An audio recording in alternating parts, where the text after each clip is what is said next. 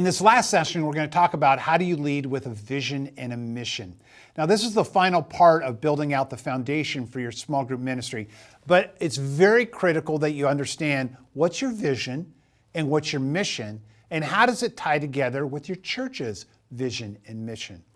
Now, those terms, vision and mission, can sometimes be overused and have completely different meanings depending on who you talk to. So let me kind of calibrate you for what the vision is and what the mission is and how it can role play out in your church. So the first thing I want to talk to you about is, what is the vision of your small group ministry? Now, your vision is simply why you are here.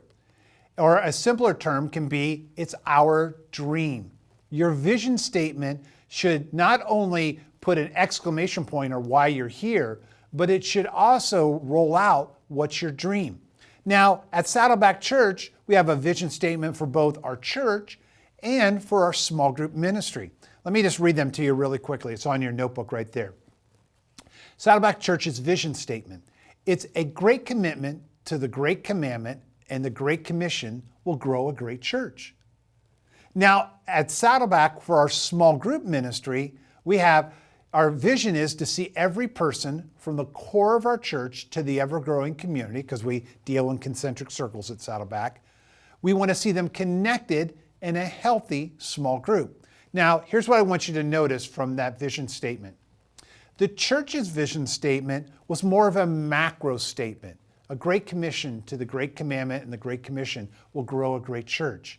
So what I needed to do was build out a more micro vision statement for our small group ministry, to see every person connected from the core of our church to the ever-growing community in a healthy small group. So that was the vision. Now you're going to see the opposite happen in the mission statement, the way Rick went. And in the mission statement of your small group ministry, this is what you do, or it's the purpose for why your small group ministry is here. Now, as you'll see in Saddleback Church's mission statement, it is very micro.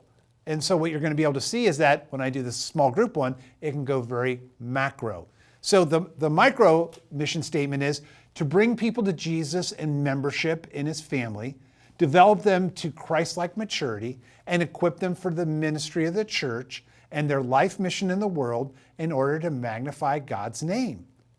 Now, in the ministry section of our mission statement for the small group ministry, is to balance the Great Commission and the Great Commandment in the heart of every member in every group. The main thing I just want you to understand is that depending on is the vision statement micro or macro is where you need to do the flip side on with your small group ministry.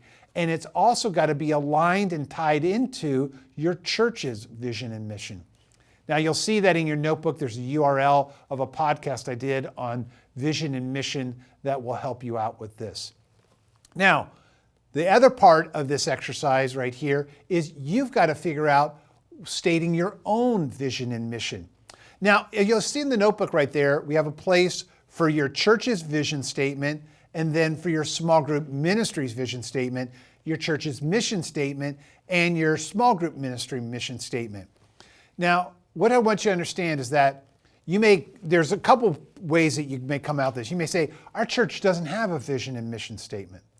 Well, they may not have one written down, but what you do have, I know, is your church does have a dream. And your church does have a purpose. They may not articulate it, but you may be able to find it out just through talking to people, preferably your senior pastor. Now, if they have it written down, then it's going to be extremely important in this exercise that whatever you come up for your small group ministry, it's got to dovetail into your church's vision and mission statement. Now, let me tell you where we're headed, because when you come back after this session, we're going to start going into the 20 questions in the 5 critical areas of your small group ministry. And here are the phases we're going to go through. We're going to look at the kitchen, where people are connected. We're going to look at the family room, where people grow. We're going to look at the study, where people get invested. We're going to look at the front door, where people reach others. And we're going to look at the dining room, where the family sustains. Now, what I want you to do is look at the questions that we have at the end of this section that will help you focus a little bit more on your vision and your mission.